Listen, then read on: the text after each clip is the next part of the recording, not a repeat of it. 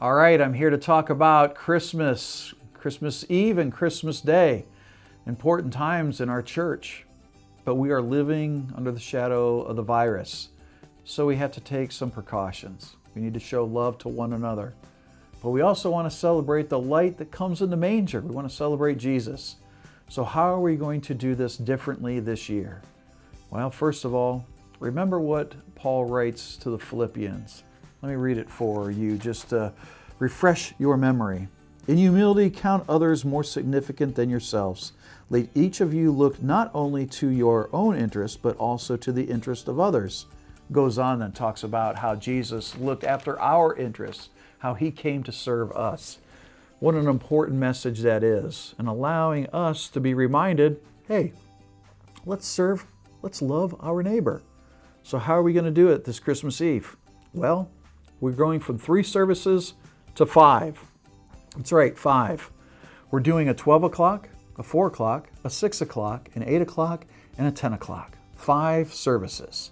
That's going to be a lot of work. That takes a lot of people to put on. About 40 people roughly per service, between music and all the other different things that have to happen to pull that off.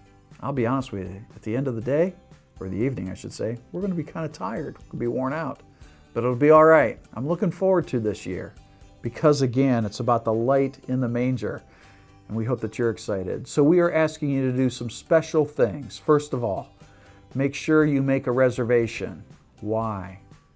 Because we want to make sure we have enough room because we're social distancing. What does that mean? If you've been in the church, you know the pews are taped off. Those pews are going to remain to be taped off, which means instead of 800, we're going to get about 250 in the sanctuary. That's it.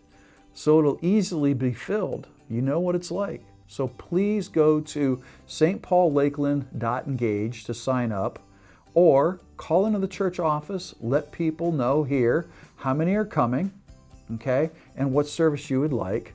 Or you can come to church, and when you come to church, there'll be a sign up there in the narthex area or someone to sign you up. So we're going to wipe pews down between services, and we are asking that everyone consider wearing a mask. You don't have to wear a mask. We consider, please though, wearing that to show love to your neighbor. We do have one special service out of those 5. That is the one at noon. That's an early service. We've never done one that early. And they're all going to be candlelight. They're all going to have beautiful music. They're all going to be very similar to each other. Okay? But that 12 o'clock one will be a mask mandatory service.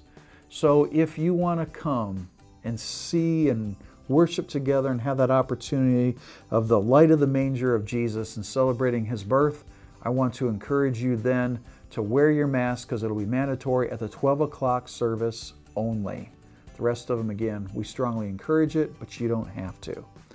So really, that's about it as far as Christmas Eve goes. Christmas Day will be different. We are not going to gather together. We are taking a break this year. We're going to pre-record a Christmas Day service. It's going to have readings telling the entire story of Jesus' birth, as well as special music in between all those that will be performed, and of course a message that'll go along. So you can watch it before you open presents, or after you open presents, or when you have brunch, or maybe later on in the evening when you're sitting down. Whenever it is that you would like to see that service, it'll be available to you. But don't come here to the church. We're not going to be open that day.